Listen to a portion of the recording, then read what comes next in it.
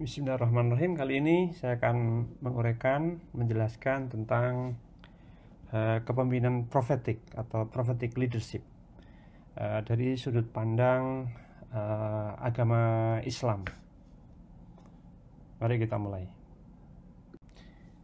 Kepemimpinan dan manajemen itu adalah tugas keseharian yang selalu kita laksanakan, meskipun kita tidak dalam posisi sebagai pemimpin dalam pengertian formal.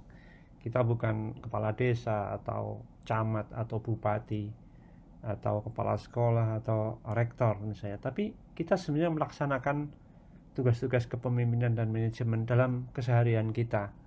Misalnya kita memimpin dan mengelola keluarga kita mengelola dan memimpin suatu kelompok pengajian atau study club misalnya, atau kita juga memimpin dan mengelola hubungan kita dengan tetangga kita, hubungan kita dengan masyarakat.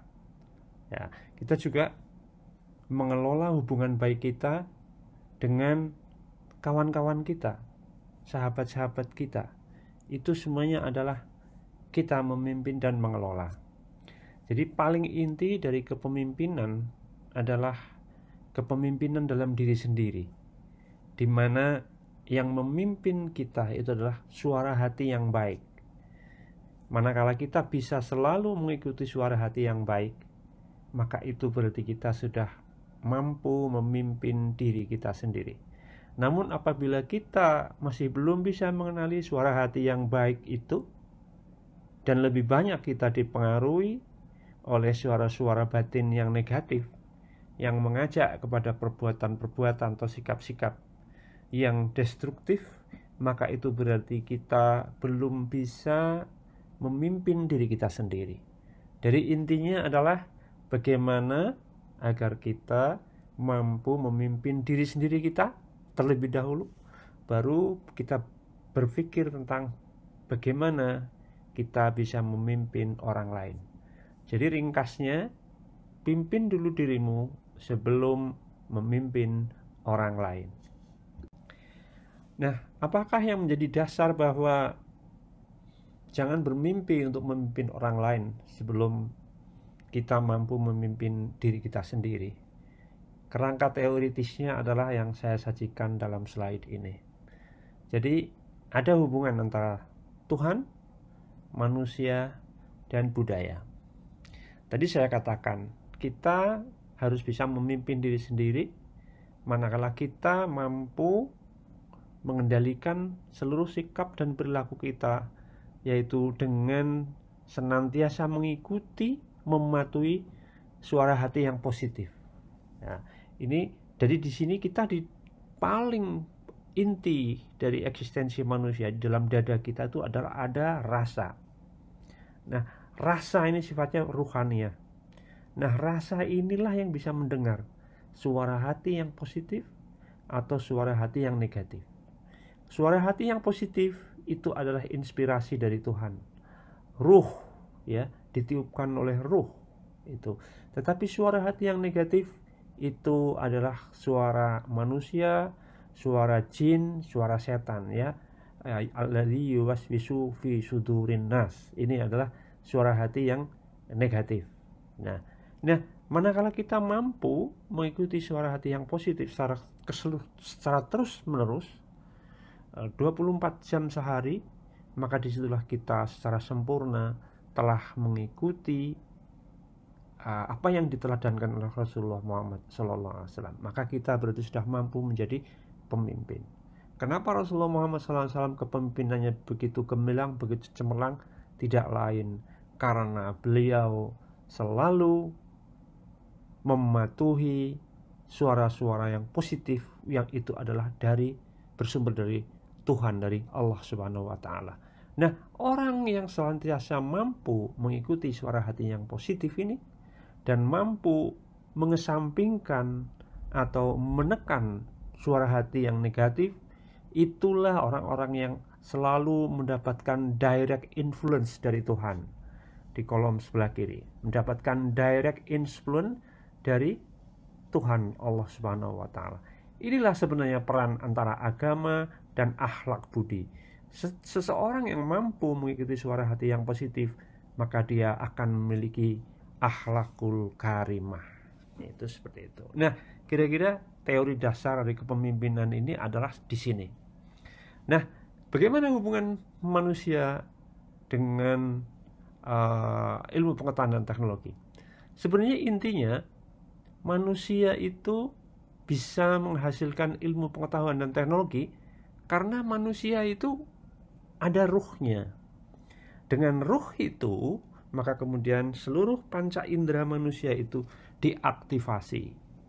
Maka dia dengan diaktifasinya retina, manusia bisa melihat, telinga dia bisa mendengar, dan hati.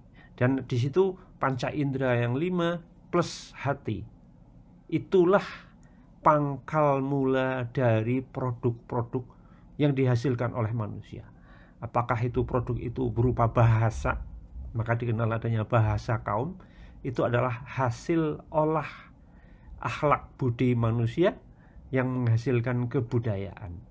Nah, disitulah budaya ini adalah banyak sekali produknya, mulai dari bahasa, adat istiadat, sistem sosial, sistem politik, perilaku kita, kepintaran kita, ilmu pengetahuan dan teknologi. Itu semuanya adalah hasil dari olah budi manusia. Akal dan budi manusia menghasilkan produk-produk yang di sebelah kanan ini. Nah, bagaimana hubungan antara manusia yang bersifat rohaniah dengan produk-produk kebudayaan yang sebelah kanan? Maka hubungannya adalah hubungan interconnected influence, hubungan yang saling mempengaruhi. Sedangkan hubungan Tuhan dengan ruh manusia, dengan rasa manusia, itulah bersifat direct influence. Kira-kira ini menjadi teori dasar bahwa manakala manusia itu belum bisa mengendalikan dirinya, atau dirinya masih lebih banyak dikendalikan oleh suara hati yang negatif dari bisikan manusia, jin, dan dia lebih mengikuti suara hati yang negatif, maka dia tidak akan mampu untuk memimpin dirinya sendiri. Bagaimana mungkin akan memimpin orang lain kalau memimpin diri sendiri juga belum bisa. Oleh karena itu, harus terlebih dahulu sebelum bisa menjadi pemimpin orang lain, maka kita harus bisa memimpin diri sendiri. Bagaimana kita memimpin diri sendiri? Yaitu manakala kita mampu patuh, taat, tunduk kepada suara hati yang positif, karena itu adalah suara-suara yang berasal dari Tuhan yang Maha Kuasa. Jadi kepemimpinan diri, bahwa Tuhan itu menciptakan manusia dan meniupkan roh, ini sebenarnya sudah ada pada materi kuliah yang pertama, dan menyempurnakan kejadian manusia. Wanafaha fihi min ruhi wa ja'ala lakumus sam'a wal absara wal af'idah qalilan ma tashkurun. Di situ dijelaskan, dan aku tiupkan ruh untuk menyempurnakan kejadian manusia, dan dengan itu manusia bisa melihat dan mendengar, namun manusia itu tidak bersyukur. Itu terjemahnya seperti itu. Nah, roh itu menjadi pedoman karena ia memiliki peran sebagai kitab, sebagai iman, dan sebagai nur, sebagai cahaya yang menunjuki dan yang menuntun kepada kebaikan. Ruh, nur, itulah suara hati yang positif. Jadi ketika ruh berperan sebagai kitab, maka ruh itu mencatat seluruh perbuatan baik dan perbuatan buruk yang ada dalam diri manusia. Kalau ruh sebagai iman, berarti dia sebagai yang dipercaya oleh Tuhan. Kenapa? Dia tidak akan bohong. Dalam surat Yasin dijelaskan, al-yauma nahtimu ala afwahim wa tukallimuna bi aydihim wa tashhadu arjuluhum bima kanu yaksibun. Pada hari ini aku kunci mulut mereka dan berbicaralah tangan dan kaki mereka menjadi saksi atas segala sesuatu yang mereka perbuat. Ini adalah iman. Jadi dia tidak bakal bohong kepada Tuhan, karena dia adalah kepercayaan dari Tuhan. Nah, sebagai nur, ya sebagai cahaya memberikan petunjuk kepada manusia. Dengan nur itu maka manusia memiliki suara hati yang positif, dan manakala suara hati yang positif dipatuhi, maka akan menghasilkan sikap dan perilaku yang menjadi indikator dari akhlakul karimah. Nah, seseorang yang mampu memimpin dirinya secara internal, artinya yang ruhnya itu menjelmakan cahaya, sehingga perbuatan, perkataan, dan sikapnya selalu positif. Maka hanya jiwa yang mampu memimpin dirinya secara internal inilah yang akan mampu menjadi pemimpin kepada alam di sekitarnya. Jika tidak, maka kepemimpinannya akan rusak, karena mungkin hanya mengejar capaian-capaian yang temporal, yang duniawi, yang material. Itulah sayangnya yang banyak terjadi di lingkungan kita saat ini. Oleh karena itu, agar mampu menjadi pemimpin terhadap diri sendiri, maka pertama, manusia itu wajib tunduk dan patuh, atau total submission to the will of God, kepada kehendak Tuhan. Manusia yang tunduk patuh kepada Tuhan itulah yang akan mendapatkan direct influence dari Tuhan, berupa seluruh perilakunya nanti akan terbimbing oleh Allah, apa yang disebut dengan ar-rasidin. Untuk mencapai itu, maka hubungan rasa, yaitu yang ada di dalam kalbu kita yang dapat merasakan, yaitu ia adalah sebagian dari peran ruh, dengan Tuhannya harus selalu on, harus selalu terkoneksi sepenuhnya. Nah, konektivitas antara manusia dengan Tuhan itulah yang dibangun melalui sholat 5 kali sehari. Nah, sholat 5 kali sehari itu adalah tangga menuju konektivitas total yang sering diistilahkan dengan sholat daim. Jadi, sholat 5 waktu adalah latihan atau adalah tetangga untuk menuju sholat daim. Kita diingatkan di waktu subuh agar ingat Tuhan dari waktu subuh sampai waktu duhur. Kita menjalankan sholat duhur agar kita ingat Tuhan dari waktu duhur sampai waktu asar. Kita menjalankan sholat asar agar kita ingat sejak asar sampai maghrib. Demikian, maka sholat 5 kali sehari itu menjadi fondasi yang paling pokok, yang paling kokoh dari terciptanya sholat daim, sholat abadi, di mana konektivitas kita kepada Tuhan itu 24 jam sehari. Kita tidak pernah melupakan Tuhan sedetik pun. Nah, inilah foundational text ada dalam surat Al-Ma'arij. Kalau surat yang ke-70 ayat 19 sampai ayat 23. Di sana Allah Subhanahu wa taala berfirman, Bismillahirrahmanirrahim.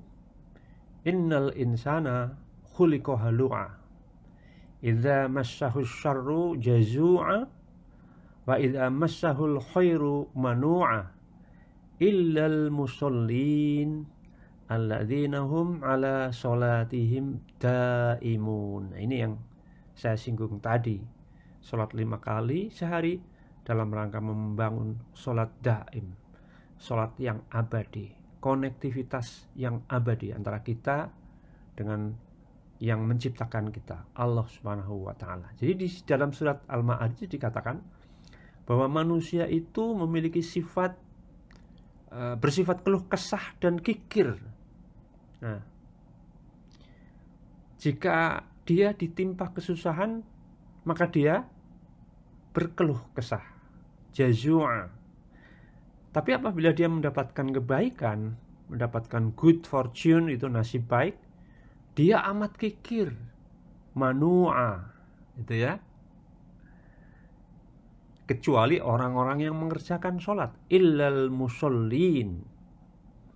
Tapi tidak hanya musallin, alladzina hum fi sholatihim daimun, yaitu orang-orang yang sholatnya daimun, sholatnya sholat yang abadi.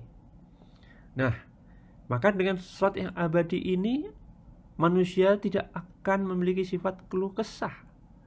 Manusia tidak akan kikir. Manusia akan menjadi orang-orang yang senantiasa ingin memberikan kepada orang lain. Itulah kepemimpinan. To lead is to serve. Memimpin itu adalah melayani. Jadi bagaimana orang akan melayani kalau di dalam dirinya masih banyak keluh kesah, masih ada sifat kikir? Tidak mungkin. Nah, inilah maka hanya orang-orang yang musallin, ahli sholat, tegaknya sholat 5 kali sehari, syukur-syukur dia sudah daimun sholatnya, itulah yang mampu menjadi pemimpin. Di dalam agama kita sudah begitu hafal dengan satu adagium, kullukum ra'in wa kullukum mas'ulun an ra'iyati. Setiap kamu adalah pemimpin dan akan dimintai pertanggungjawaban atas kepemimpinannya. Hati-hati, Anda nggak perlu dimintai pertanggungjawaban karena Anda menjadi kepala madrasah, atau menjadi rektor, atau menjadi bupati, atau menjadi menteri, atau menjadi presiden. Tidak perlu kamu menjadi jabatan-jabatan itu, tapi Anda akan tetap ditanyakan kepemimpinan Anda, pertanggungjawaban Anda atas kepemimpinan Anda sendiri. Mampukah Anda memimpin diri sendiri dengan mengendalikan hawa nafsu, dengan menekan suara-suara hati yang negatif, dan kemudian kita akan selalu taat kepada ruh, kepada mukmin, kepada kitab, kepada iman itu. Manakala kita taat itu, maka kita dalam mempertanggungjawabkan kepada Tuhan akan menjadi mudah. Nah, baru ketika kita sudah bisa memimpin diri sendiri, kita beranjak ke dalam kepemimpinan dalam ranah yang sesungguhnya, di mana kepemimpinan dan manajemen itu dalam praktek itu harus dilaksanakan dengan sebaik-baiknya. Nah, kita dalam keseharian praktek tata kelola organisasi, kita membedakan makna manajemen dan makna leadership. Dua kata ini sering digunakan secara bersama-sama, tapi sering tertukar. Maka kita perlu untuk mengetahui apa sebenarnya persamaan dan perbedaannya. Jadi manajemen itu adalah proses yang sudah mengenal semuanya. Proses planning, organizing, actuating, coordinating, controlling itu adalah proses manajemen. Ya. Sedangkan leadership adalah the ability and the quality to motivate and inspire others to achieve a desirable goal. Jadi goalnya pemimpin, tujuan dari pemimpin itu bisa bermacam-macam. Outputnya, desirable goalnya, tujuan yang diinginkannya bisa berupa terciptanya kultur baru. Belum tentu hasil kepemimpinan adalah sesuatu yang bisa dilihat, benda, jalan tol misalnya, atau bangunan-bangunan megah, belum tentu.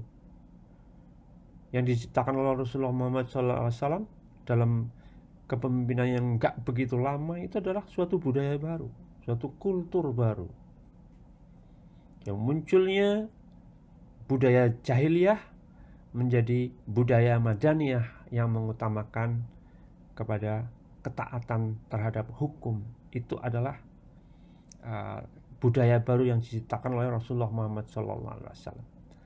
Jadi kepemimpinan adalah kemampuan dan kualitas untuk memotivasi dan menginspirasi orang lain untuk mencapai suatu tujuan-tujuan yang diinginkan. Jadi dengan demikian kita bisa menyimpulkan bahwa leadership itu adalah tentang kualitas, sementara manajemen itu adalah proses.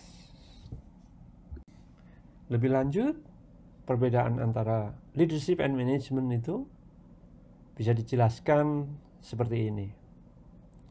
Jadi kalau leaders pemimpin itu have people to follow them, punya orang yang mengikuti dia. Jadi leaders itu diikuti oleh followersnya. Sementara manajemen itu punya orang-orang yang bekerja untuk mereka.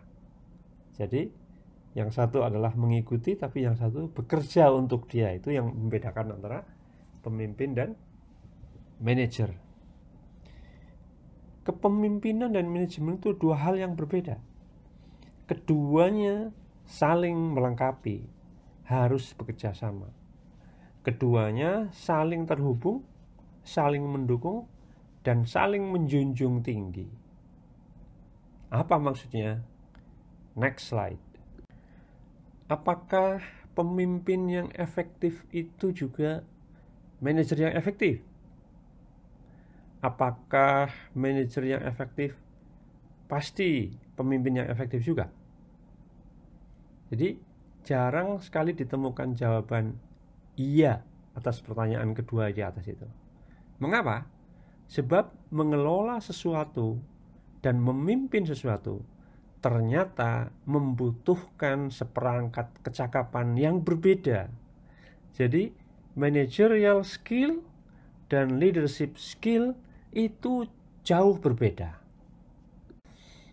Nah, apa maksudnya itu? Ya, karena apa? Mengelola itu adalah kecakapan yang dapat dipelajari. Ya, memplanning, merencanakan, mengorganize, mengactuate, mendelegate, mengkontrol itu ada bisa dipelajari.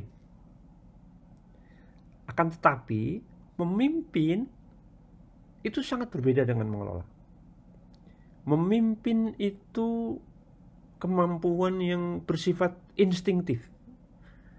Kadang ada yang mengatakan tidak bisa dipelajari, meskipun ada yang malah bisa dipelajari. Memimpin bisa jadi sifat-sifat itu yang berasal dari orang lain. Misalnya kita tahu pemimpin besar itu punya sifat begini-begini.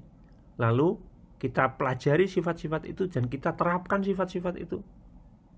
Maka kita bisa meniru sifat-sifat dari pemimpin yang ada.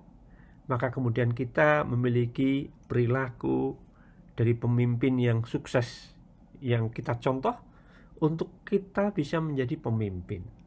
Bisa seperti itu. Jadi sekali lagi manajemen adalah proses.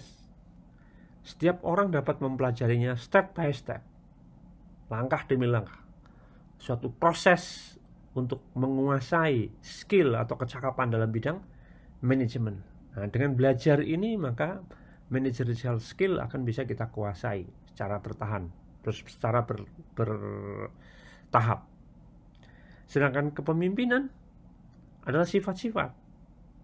Kita bisa mempelajari, bisa mengadaptasikan sifat-sifat dan kualitas tersebut agar kita bisa menjadi pemimpin yang efektif.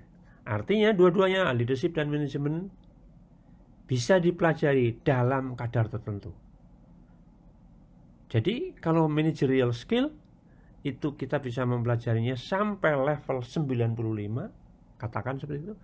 Tapi leadership skill atau leadership quality, kualitas kepemimpinan ini, kalau kita tidak otentik, kita hanya niru-niru, maka kita tidak bisa maksimal. Jadi artinya apa? Kalau Anda kok tiba-tiba dijadikan pemimpin, maka Anda harus mempelajari sifat-sifat kepemimpinan dari pemimpin-pemimpin sukses agar Anda bisa memboost, bisa meningkatkan kualitas kepemimpinan Anda, memaksimalkan.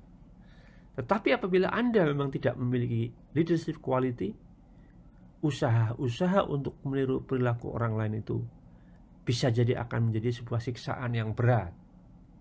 Jadi artinya kita harus bekerja keras untuk bisa menjadi seorang pemimpin yang efektif. Lebih keras daripada kita belajar untuk menjadi seorang manajer yang sukses. Tuh. Karena tolok ukur dari managerial skill itu lebih dapat diukur, lebih dapat dilihat indikator-indikatornya, sehingga lebih mudah dipelajari dan dikelola. Sedangkan kepemimpinan leadership quality ini bisa dipelajari dengan meniru perilaku orang lain, namun tidak sepenuhnya bisa kita lakukan. Itu yang membedakan antara managerial skill dan leadership skill. Lalu apa saja keterampilan yang harus dikuasai oleh manajer? Ya, yang pertama, kemampuan untuk planning and organizing, ya, mampu membuat rencana yang bagus, mampu mengorganisir, mampu mengendalikan berbagai aktivitas organisasi. Anda menjadi manajer sebuah organisasi, ada 20 aktivitas dalam organisasi itu, maka Anda harus mampu mengendalikan ke-20 kegiatan aktivitas organisasi itu. Yang kedua adalah mengeksekusi visi. Artinya mampu menerjemahkan visi ke dalam roadmap dan menggunakannya sebagai pedoman untuk mewujudkan visi tersebut. Yang ketiga, ada direct day-to-day effort, upaya dari hari ke hari. Karena itu, manajer harus mampu merencanakan dan mengorganisir kegiatan-kegiatan harian organisasi dan mampu mengantisipasi kebutuhan-kebutuhan yang harus dipenuhi. Manajer itu juga harus memiliki kemampuan bekerja dengan nyaman dengan hal-hal yang sangat detail. Oleh karena itu, manajer itu menciptakan aturan-aturan yang detail, membuat petunjuk teknis, membuat SOP, Standard Operating Procedures, prosedur operasi standar. Selain itu, manajer itu akan berorientasi kepada performance and result. Ya, jadi yang dia lihat adalah kinerja. Suatu pekerjaan, suatu aktivitas bisa diselesaikan dengan baik, dengan sumber daya yang ada, secara efisien, dan memiliki output yang bagus. Itu keterampilan dari manajer. Lalu bagaimana dengan sifat-sifat pemimpin ini? Nah, abstrak kalau pemimpin itu. Kejujuran dan integritas, yang poin yang pertama yang harus ada dalam setiap pemimpin. Pemimpin itu harus memiliki tingkat kejujuran dan tingkat integritas yang sangat tinggi. Ini penting agar pengikutnya, followernya percaya kepada dia, punya trust gitu ya, untuk mewujudkan visi dan mencapai tujuan organisasi. Yang kedua terkait dengan vision atau pandangan terhadap kondisi masa depan yang akan diwujudkan dalam sebuah organisasi. Jadi pemimpin itu mampu berdasarkan feeling ya, mengetahui kita tuh berada di mana, kemudian ke arah mana kita akan pergi, dan mampu membuat peta jalan menuju yang akan kita tuju itu, menuju tujuan itu.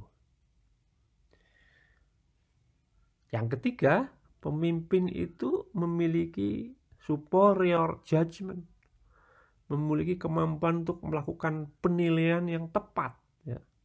Kemampuan membuat penilaian yang super tepat dan akurat. Apa ini? Menilai situasi secara tepat dan akurat dalam rangka mengambil sebuah keputusan, decision making. Nah, membuat keputusan ini harus didasarkan kepada superior judgment. Kalau tidak, maka keputusan yang diambil bisa menjadi salah, bisa menjadi keliru. Yang keempat, inspirasi. Nah, pemimpin itu ya harus mampu menginspirasi para pengikutnya. Mampu membuat para pengikutnya itu paham akan posisi diri masing-masing. Aku di mana nih? Oh, saya bagian produksi, saya bagian marketing, peran saya seperti ini. Dan peran-peran yang dipahami oleh setiap followernya itu mampu dikoneksikan dengan konsep besar organisasi ini mau kemana. Dengan kata lain, pemimpin itu dengan inspirasi tadi membuat para followersnya memahami posisi masing-masing followers dan hubungan posisi itu dengan tujuan organisasi yang hendak dicapai. Kemudian yang kelima, pemimpin itu orang yang harus tidak nyaman dengan status quo. Jadi harus pemimpin itu berkebutuhan melakukan sesuatu yang di luar kebiasaan. Orang sering menyebutnya think out of the box, gitu ya. Berani berpikir di luar cara-cara yang wajar. Cara orang lain seperti ini, dia menemukan cara lain yang lebih bagus tentunya. Dan sifat pemimpin yang terakhir yaitu bahwa pemimpin itu memiliki keterampilan komunikasi yang superior. Jadi apa maksudnya kemampuan komunikasi yang superior? Dia itu cepat dan mampu membuat para pengikutnya itu memahami, paham mereka akan kemana, apa yang akan dicapai, dan melalui jalan seperti apa. Dan bahkan juga bisa mengetahui hambatan-hambatan yang kita hadapi itu apa, dan apa yang harus kita lakukan ketika bertemu dengan hambatan-hambatan itu dalam setiap tahapan kita menuju tujuan. Nah, itulah 6 sifat-sifat pemimpin yang harus ada dalam setiap pemimpin apabila dia ingin betul-betul menjadi seorang pemimpin yang sukses. Tentu setiap diri kita ingin menjadi seorang manajer yang efektif, menjadi pemimpin yang sukses. Itu pasti. Itu cita-cita setiap orang. Oleh karena itu penting. Apa pesan yang paling pokok dari pelajaran kita, kuliah kita hari ini? Maka kita harus belajar dan memahami kecakapan-kecakapan, keterampilan-keterampilan yang harus dikuasai oleh seorang manajer, yaitu kecakapan dalam bidang perencanaan, kecakapan dalam bidang mengorganize kegiatan, menggerakkan, ya actuating, bagaimana mengkoordinasikan, coordinating, bagaimana kita mendelegasikan kewenangan kita, dan bagaimana kita mengendalikan organisasi, control our organization. Ini penting sekali. Bisa dipelajari, saya sampaikan tadi, kecakapan-kecakapan dari bidang perencanaan, pengorganisasian, menggerakkan seluruh sumber daya, mengkoordinasikan. Ini adalah bisa dipelajari. Maka pelajarilah itu. Makanya ada ilmunya. Manajemen itu adalah ilmu tentang menjadi manajer yang baik. Nah, untuk kita bisa menjadi seorang pemimpin yang baik, maka kita harus menghidupkan di dalam diri kita sifat-sifat pemimpin yang efektif itu. Apa itu sifat-sifat itu? Terbuka, jujur, penuh dengan integritas. Integritas itu satu kata, satu perbuatan. Itu integritas. Tapi kalau kata-katanya beda dengan yang dilakukan, itu namanya tidak berintegritas. Yang kedua, kita harus memiliki visi yang jelas tentang masa depan. Mau seperti apa masa depan kita? Mau seperti apa masa depan organisasi kita kalau kita memimpin organisasi? Kita harus melatih diri untuk membuat penilaian atau judgement yang objektif, ya, yang tepat dan akurat. Ini penting kecakapan ini agar kita dalam membuat suatu keputusan, decision making itu selalu bagus, selalu berkualitas. Selanjutnya, jadilah inspirasi bagi orang-orang yang di sekitar Anda. Kalau Anda di dalam keluarga, jadikan kamu inspirasi bagi adik-adikmu, bahkan bagi orang yang lebih tua dari kamu, bahkan inspirasi bagi bapakmu, ibumu. Bisa loh itu. Dan tingkatkan terus kemampuan kita untuk berkomunikasi, kemampuan untuk membuat orang lain memahami suatu konsep, memahami suatu objek, memahami situasi yang diinginkan di masa depan. Sehingga orang juga ingin bergerak kepada situasi yang lebih baik di masa-masa yang akan datang. Nah, kita akan bisa memiliki sifat-sifat pemimpin yang saya jelaskan tadi manakala kita dibimbing oleh Tuhan Yang Maha Kuasa. Untuk bisa dibimbing, kita harus selalu disiplin dalam menjalankan sholat.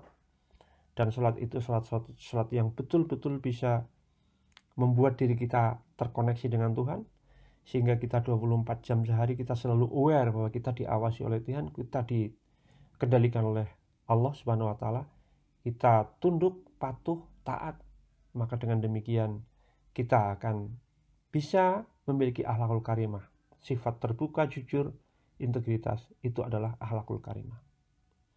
Tapi tidak hanya itu, kita juga punya pandangan-pandangan terhadap masa depan yang diinginkan oleh kita. Kita juga akan objektif, tidak akan berbohong, tidak akan mengutamakan kepentingan yang sempit, yang sesaat, tapi akan lebih mengutamakan pada objektivitas dan keakurasi. Ya, itulah kira-kira inti dari pesan kuliah kita terkait dengan kepemimpinan profetik. Demikian, terima kasih. Assalamualaikum warahmatullahi wabarakatuh.